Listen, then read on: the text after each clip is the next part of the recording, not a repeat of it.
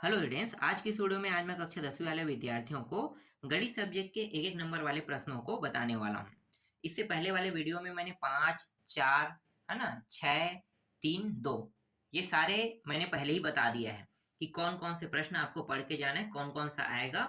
और ये गणित सब्जेक्ट है, इसमें हाईली चांस है आप लोगों का कि 75 में 75 आ भी सकता है, क्योंकि गणित जो है मैंने पहले ही बता दिया है ना कि कौन कौन सा प्रश्न आएगा, कौन कौन सा है, किस तरीके से आएगा, कैसे आने वाला है प्रश्न। तो हाईली चांस है कि आप लोग इसमें पूरे में पूरे नंबर ला सकते हो।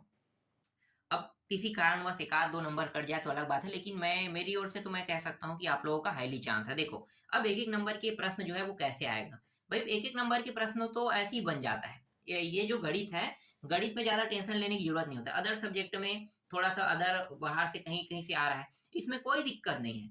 पूरा का पूरा प्रश्न से 2 नंबर, 3 नंबर, 4, 5, 6, भाई इसको जब पढ़ चुके तो उसी से रिलेटेड एक प्रश्न को बना देगा वो। तो आसानी से बनेगा कि नहीं, बन जाएगा, बहुत आसान है। इसलिए देख लेते हैं एक एक नंबर वाले प्रश्न को, ठीक है, यहाँ पे। और बहुत आसानी से बन जाएगा, बनाना कैसे ये भी देख लेते हैं। देखो, ये जो प्रश्न दे रहा हूँ ये आप लोगों का मॉडल क्वेश्चन पेपर से दिया जा रहा है। यहाँ से एक दो प्रश्न हमेशा फंसते रहता है, लेकिन यहाँ पे आपको बेनिफिट ये मिलने वाला है कि ये गणित है और गणित में तरीके ज्यादा मायने रखता है और आसानी से बन जाएगा। तो मेरे हिसाब से तो आपको पूरे में पूरे नंबर यहाँ से मिल रहा है। ठीक है, 15 में 15। एक आध ही प्रश्न ऐसा रहेगा जो थोड़ा कठिन रहेगा, बाकी आसानी से बनने वाला रहेगा। देखो, पहला प्रश्न क्या है। पहला प्रश्न है, निम्न में से कौन सा व्यंजक बहुपद नहीं है। तो भैया, जिसमें एक्स के ऊपर घात लगा हो ना, वो बहुपद नहीं होगा। तो देखो, एक्स के ऊपर वो भी घात आधा, याद रखना। देखो, इसमें घात पूरा है, इसमें घात पूरा है, मतलब 3 और 1, ठीक है। यहाँ पे एक घात है, एक घात है, यहाँ पे देखो ये अंडर रूट आ गया। मतलब क्या है, ये घात आधा है। अंडर रूट का मतलब होता है 1/2। तो एक्स के ऊपर घात कितना है, 1/2। इसीलिए ये जो उत्तर होगा वो क्या होगा, यही होगा। ये व्यंजक बहुपद नहीं है, ठीक है। तो यहाँ पे आपको क्या लेना है, सी को ले लेना है। और इसमें भी पूरा घात, इसमें भी पूरा घात, मतलब ये सब सही है, यही बस नहीं होगा। ठीक है, ये ठीक कर लिए। घनाभ के शीर्ष की संख्या। घनाभ के शीर्ष की संख्या पूछा जाता है, तो कितने शीर्ष होते हैं भाई। घनाभ के शीर्ष की संख्या 8 है ना, 8 बिंदु, 8 शीर्ष ले लेना। टोटल मतलब जो डिब्बा है उसमें 8, ठीक है, 8 ही लेना है। 10 60 अंश और कॉट 60 अंश का मान कितना होगा।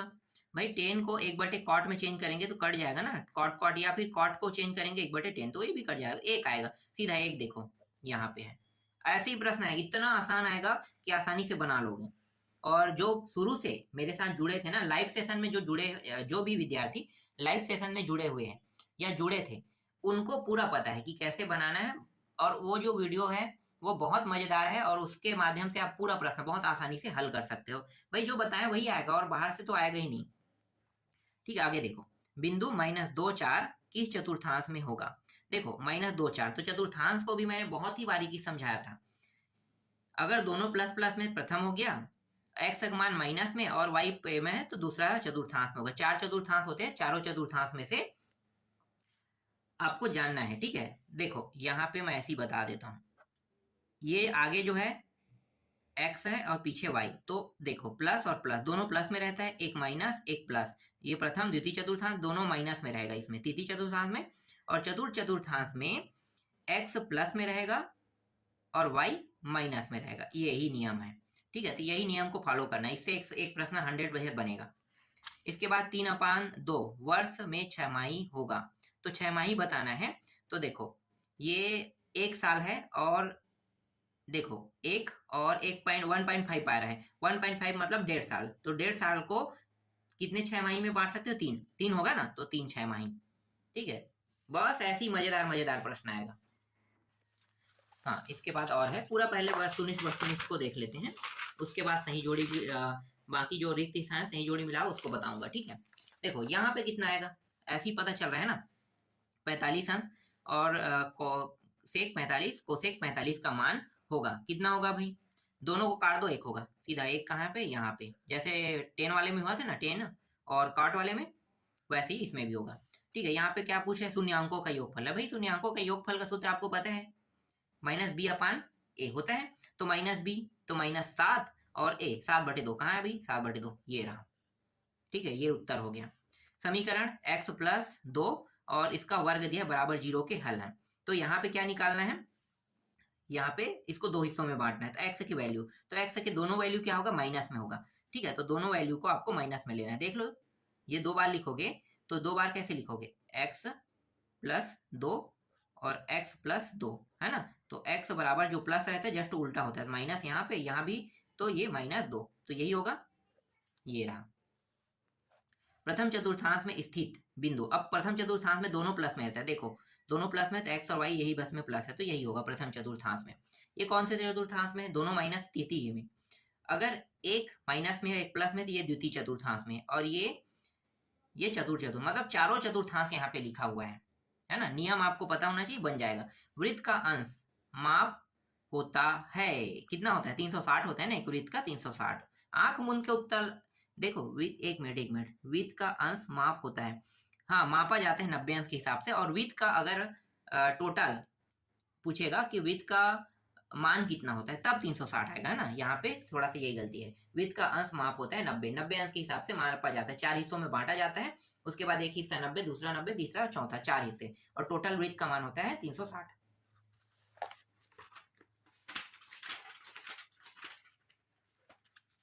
अगला देखो, बहुपद एक्स वर्ग -9 का एक गुणनखंड है। तो यहाँ पे क्या होगा, गुणनखंड है कह रहे हैं, तो हमें बताना है एक्स वर्ग -9। तो इसको क्या करोगे, देखो एक्स का वर्ग, है ना, और 3 का वर्ग, दो हिस्सा हो जाएगा, ठीक है। या अब इसको और कैसे लिख सकते हैं, एक्स -3 और एक्स प्लस 3, देखो दो हिस्सा इस तरीके से इसे लिखा जाएगा, ठीक है। दो हिस्सा हो गया। अब देखो इनमें से ये जो मान है, इनमें से यहाँ पे कौन सा है, तो इनमें है ये वाला है, ठीक है। तो ये इसका उत्तर हो जाएगा। मूल बिंदु के निर्देशांक, ये प्रश्न अक्सर आते रहता है। 0 0 कहाँ है भाई, ये रहा, आंख मूंद के 0 0 लेना है। मूल बिंदु के निर्देशांक 2 sin थीटा बराबर करनी 3 हो तो थीटा का मान होगा। थीटा का मान कितना होगा, अगर इस तरीके से 2 इस पर आ जाएगा, करनी 3/2, तो साइन करनी 3/2 कितने में होता है, 60 अंश में, तो 60 अंश में आ जाएगा, है ना। ये इस साइड आएगा तो करनी 3/2 हो जाएगा, तो 60 अंश में होता है। सावधि जमा खाता में ब्याज की गणना 6 माही की जाती है तो दर होगी। देखो 6 माही अगर करना है ना, सावधि जमा खाता, सावधि मतलब एक ही बार जमा कर रहे हैं, और गणना 6 माही की जाती है, तो दर कितना होगा, दर दुगना होगा कि आधा हो जाए, डेफिनेटली आधा होगा। याद रखना, ये प्रश्न पूछा जाता है। और ये तिमाही, देखो आधा कब होगा, जब ये 6 माही पूछेगा। यहाँ पे तिमाही का जिक्र, एक मिनट देख लेते हैं, तिमाही कह रहा है, तो 1/4 हो जाएगा, है ना, 1/4। तो यहाँ पे 1/4, यही याद रखना। 6 माही कहेगा तो आधा लिखना है, और तिमाही कहेगा तो 1/4 लेना है। समझ में आ गया। और कई बार क्या होता है कि ये जो ब्याज की गणना है, जैसे कि तिमाही की जाती है ना, तो तिमाही की जाती है 1/4। अब क्या होगा, 6 माही हो, पहले ही 6 माही दिया है, अब 6 माही कहे तो साल भर की गणना करेंगे, कितना हो जाएगा, दुगना हो जाएगा। तो ऐसा भी देखना है, ठीक है, कई अलग अलग तरीके से प्रश्न आएगा। आर त्रिज्या और एच ऊंचाई वाले शंकु की तिर्यक ऊंचाई होगी। तिर्यक ऊंचाई बताना है, तो तिर्यक ऊंचाई है आर का वर्ग प्लस ये, सीधा आंख मूंद के इसे लगा दो।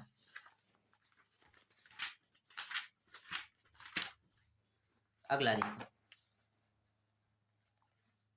द्विघात समीकरण का एक मूल्य 5 तथा विभक्तिकार 0 है, तो दूसरा मूल होगा, दूसरा मूल कितना होगा, 5। एक मूल 5 है, दूसरा, तो ठीक है 5 हो जाएगा। x प्लस 3y और x माइनस 37 का समांतर माध्य, दोनों को जोड़ना है ना, तो दोनों को जोड़ दोगे तो कितना आ जाएगा भाई, x 2x हो गया, और 2x, ठीक है 2x, और चलो देख लेते हैं समांतर माध्य में, 2x जोड़ दिए, फिर प्लस 3y, ये 3y तो नहीं होना चाहिए, कोई नंबर होगा, चलो लिख देते हैं, क्या दिक्कत है, 37, ठीक है। तो 2x यहाँ पे दिया है, ठीक है 2x बस दिया रहा है, तो 2x को 2x दिया है और ये x दिया है। यहाँ पे थोड़ा सा गलत है ना, समांतर माध्य क्या आएगा, ये प्रश्न ही गलत है भाई, यहाँ पे कुछ कट नहीं रहा है, बटा 2 करेंगे, 2 हिस्से है तो कुछ कटेगा तभी तो आगे हल कर पाऊंगा ना, तो यहाँ पे कुछ भी नहीं दिया, इसलिए ये गलत है। पहले दोनों को जोड़ना है, जोड़ने के बाद जो उत्तर आएगा यहाँ पे हम लोग को लिखना है, ठीक है। ये 37 ही होगा, मुझे लगता है 37 हो गया, या फिर यह 3x या कुछ न कुछ है, ठीक है, इसको छोड़ दो, ये गलत है प्रश्न। मूल बिंदु समतल के किस चतुर्थांश में स्थित होता है, तो किस चतुर्थांश में स्थित होता है मूल बिंदु, प्रथम द्वितीय, भाई इसमें कोई भी नहीं होता है, मूल बिंदु जो है वो क्रॉस लाइन में होता है, इसलिए ये डी आ जाएगा। देखो ऐसा भी प्रश्न बनता है। ये 10 और ये है, सीधा आंख मूंद के कितना लेना है, 1। ठीक है, अगला देखो, शंकु के पार्श्व और पृष्ठ का सूत्र बताइए। तो शंकु के पार्श्व और पृष्ठ का सूत्र क्या होता है, पाई आर एल। ठीक है, अगला अब देखते हैं खंड ब। ये भी 5 नंबर के, घनाभ व घन खाली स्थान होते हैं, क्या होते हैं भाई, समरूप। ठीक है, समरूप में समरूप और सर्वांग सम दोनों अलग होता है, याद रखना। समरूप का मतलब होता है कि जितने भी कोण है दोनों का समान रहेगा, 90 90 90 90 सबका कोण है, ये समरूप कहलाता है। ठीक है, इसके बाद है देखो साइन 60 और ये दोनों कट जाएगा, मुझे पता है एक आएगा। तो 1 मिनट, कितना है, साइन 60 है और कोसेक 60 का मान होता है। चलो मैं देख लेता हूँ पहले, साइन 60 और कोसेक 60 कैसे करेंगे। तो साइन 60 कोसेक 60, 1 मिनट, है ना। साइन 60 का मान कितना होता है, करनी 3/2 होता है क्या, ठीक है 3/2, और इसको अगर मैं ऊपर ले जाता हूँ तो ये भी साइन बन जाएगा, तो ये भी क्या हो जाएगा, करनी 3/2, तो 3/4, तो ये तो इतना हो रहा है यार, अरे ठीक तो है, साइन 60 और है ना 3/4 आ रहा है, तो ये हो गया 3/4। ठीक है, 3/4 इसका मान पूछा है, तो 3/4 लेना है। ठीक है, यहाँ पे 1/4 दे दिया, 1/4 तो मुझसे आ नहीं रहा है, 1/4 तब आता, देखो साइन के 0 अंश में 0 होता है, 30 अंश में 1/2 होता है, तो 1/2 के हिसाब से इन्होंने ये जो उत्तर है 1/2 के हिसाब से बनाया है। उसके बाद 45 में करनी 1 अपान करनी 2 और 60 में करनी 3/2, तो हाँ ठीक है, मेरे द्वारा जो लिया गया उत्तर ठीक है, ये गलत है। विषम संख्या का वर्ग सदैव खाली स्थान होता है। विषम संख्या का वर्ग सदैव क्या होगा, देख लेते हैं। विषम संख्या लेके मैं ले लेता हूँ 3 का वर्ग कितना होगा, 9, हाँ विषम होता है, सही है। ठीक है, तो यहाँ पे विषम ही आएगा, सही है। ठीक है, एक त्रिभुज की भुजाएं 6 सेंटीमीटर, 8 सेंटीमीटर, 10 सेंटीमीटर है, तो वह खाली स्थान त्रिभुज है। तो खाली स्थान त्रिभुज कौन सा त्रिभुज होगा भाई, देखो त्रिभुज 6, 8 और 10 है, तो ये जो है ये समकोण त्रिभुज होगा, है ना। समकोण त्रिभुज में तीनों भुजाओं का जो मान होता है वो अलग अलग रहता है। बिंदु एक्स वाई में भुज खाली स्थान है, तो भुज को ये आगे भुज कहते हैं, इसको कोटि बोलते हैं, तो एक्स ही भुज है, तो भुज का मान कितना लिखोगे, एक्स लिखोगे, है ना, और पीछे को कोटि, अगर कोटि कहता है तो वाई लिखते हैं। ठीक है, ये भी हो गया। चलो अगला देखो,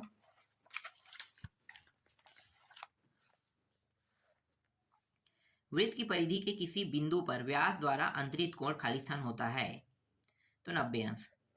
ठीक है, समांतर श्रेणी 100, 70, 40 का 5वां पद होगा। भाई 5वां पद निकालना है, बहुत ही आसान है। कितने का अंतर, 30 का अंतर, यहाँ भी 30 का अंतर है। पीछे 30 करोगे तो और कितना चला जाएगा, 10 आ जाएगा, 10 को फिर पीछे जाओगे तो कितना आ जाएगा, 20, है ना। तो इस तरीके से तुम निकाल सकते हो। तो कितना आ जाएगा, 5वां पद का मान 20 होगा। ठीक है, यहाँ पे लिख देते हैं 20।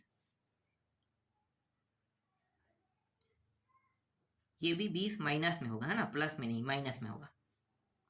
यदि a अनुपात b अनुपात c हो तो मध्यानुपाती b का मान होगा, तो मध्यानुपाती b का मान होगा तो प्लस माइनस a c। ठीक है, यही होगा। इसके बाद है ये दोनों वर्ग में है। अब ये दोनों वर्ग में है तो इसका मान 1 आ जाएगा। देखो ये जो साइन है इसको कॉस में चेंज करोगे या तो कॉस को साइन में चेंज करो तो 1 आएगा सीधा। ऐसे प्रश्नों को डायरेक्ट हल करना, ठीक है, 1 लिख देना। इसके बाद अगला है, स्पर्श रेखा और स्पर्श बिंदु से जाने वाली त्रिज्या के बिंदु का कोण 1 मिनट, त्रिज्या के बीच का कोण खाली स्थान होता है तो समकोण होगा। ठीक है, समकोण।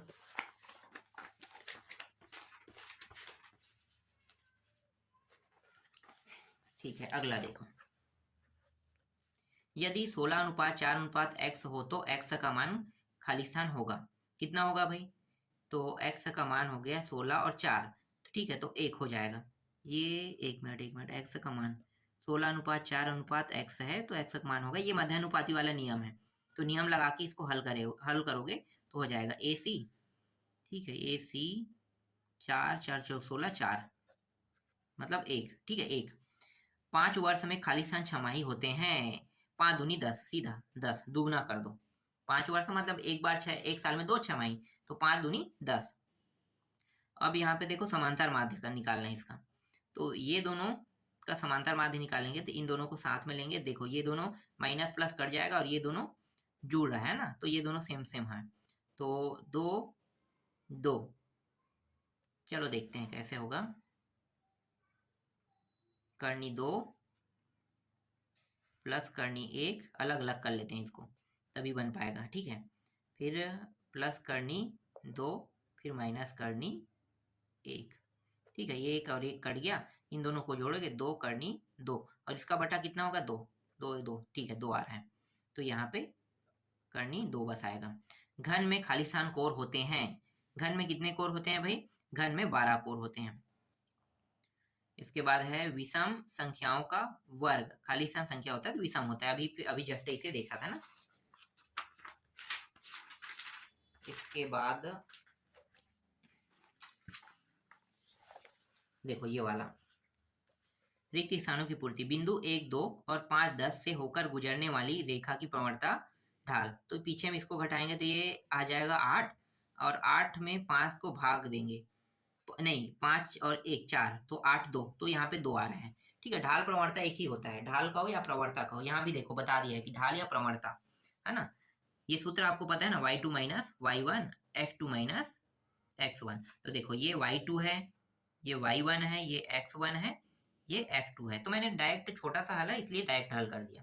आगे देखो समांतर माध्य निकालना है, तो समांतर माध्य ये दोनों तो कट गया, ये 2x हो जाएगा तो x बस आएगा इसका उत्तर, ये रहा x।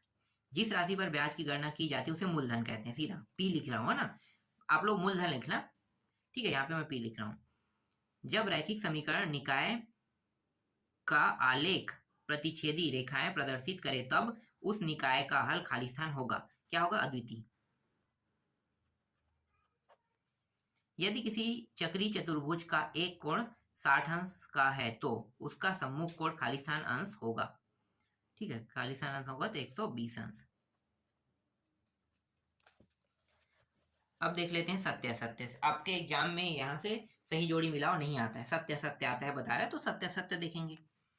कर्णी 3 एक परिमेय संख्या नहीं है, तो क्या कर्णी 3 एक परिमेय संख्या नहीं है? बिल्कुल नहीं है ना, तो कर्णी 3 को हमें क्या बताना है? परिमेय संख्या नहीं है बताना है। ठीक, इसके बाद अरे हाँ यही बार है यार, 2 2 3 3 प्रश्न है। देखो, यदि a अनुपात b अनुपात c हो तो c तृतीय अनुपात कहते हैं। c को तृतीय अनुपात कहेंगे, 1 2 3। हाँ, c को तृतीय अनुपात ही कहेंगे, सही है। देख लो 1 2 3, एक बार एक पद और होता, ये मध्य पद है ना, तो तृतीय अनुपात मतलब देखो ये हो गया असत्य, ध्यान देना, ये हो गया सत्य, पहला पद दूसरा तीसरा, तृतीय अनुपात तो सही है, सत्य है। वृत्तार्ध पर बना कोण समकोण होता है, ये भी आपको पता है ना। 90 अंश अभी हम लोग मतलब इससे पहले वाले में बताया था 90 अंश, तो ये भी सत्य ही होगा। ठीक है, 90 90 वाला सत्य है। अगला देखो, सभी समरूप त्रिभुज सर्वांगसम होता है, ये असत्य होगा भाई। यहाँ पे असत्य क्यों होगा? मैंने आप लोगों को बताया था कि जो सर्वांग सम है वो समरूप होगा, लेकिन समरूप होने वाला सर्वांग सम कोई भी कंडीशन में नहीं हो सकता, इसलिए असत्य है। ये लॉजिकली लेना है। यहाँ पे देखो सेक का ये है और -10 का है, का मान 2 होता है, ये भी असत्य है। इसका बिल्कुल भी ऐसा नहीं होता है, इसको खुद चेंज करो तो सेक को क्या होगा? 10 स्क्वायर में चला जाएगा, तो 10 और 10 ये कट जाएगा है ना, कट के तो 1 बचेगा, तो 1 आएगा। इसका मान अगर 1 कहता है तो मैं सत्य लेता है, इसलिए ये असत्य है। ठीक है, ये प्रूफ के साथ मैं बता रहा हूँ असत्य ही होगा, 1 नहीं आ रहा है तो असत्य है। इसके बाद यहाँ पे देखो सत्य असत्य को, सभी वर्ग समरूप होते हैं, सभी वर्ग समरूप होते हैं, ये सत्य है। ठीक है, वर्ग वाला, वर्ग और घन घन आप जानते हो ना, हाँ, तो सब समरूप होते हैं। यदि चतुर्भुज के चारों कोण समान हो तो प्रत्येक कोण 75 अंश का होगा, ये तो गलत है भाई, 90 अंश का होता है भाई। 4 कोण है, 360 लेना है और 4 ही कोण रहेगा, तो 9 18 9 चौक 36 होगा, 75 में तो कम कम और कोण बनेगा, इसलिए ये गलत है। तो यहाँ पे क्या लेना है? असत्य लेना है। दे आयकर 3000 पर शिक्षा उपकर 4% की दर से 120 रुपया होगा, क्या ये सत्य है? तो 4% के हिसाब से निकालना है। 120 हो रहा है कि नहीं, चलो निकाल के देख लेते हैं। यहाँ पे बगल में कर लेते हैं, 3000 × 4/100 काट दो, 3 चौक 12, 120 आ रहा है, सत्य है। ठीक है, एकदम सिंपल निकालना है आपको। बिंदु एक्स वाई की भुज, ये देखो ये भुज बोल रहा है, भुज है तो एक्स है इसलिए ये असत्य है। कोटि कहता तो मैं सत्य लेता, कोटि वाई को कहते हैं, भुज को नहीं, भुज को हम एक्स बोलते हैं, आगे को भुज पीछे को कोटि कहते हैं। 1 माइनस साइन स्क्वायर 90 अंश का मान 1 होगा, ये सत्य है। ठीक है, इसको जब 1 प्लस कॉस स्क्वायर में चेंज करेंगे तो ये क्या हो जाएगा, कट के ये आ जाएगा ना, तो 1 होता है। ठीक है, इसका मान डायरेक्ट 1 रख देना। चलो आगे,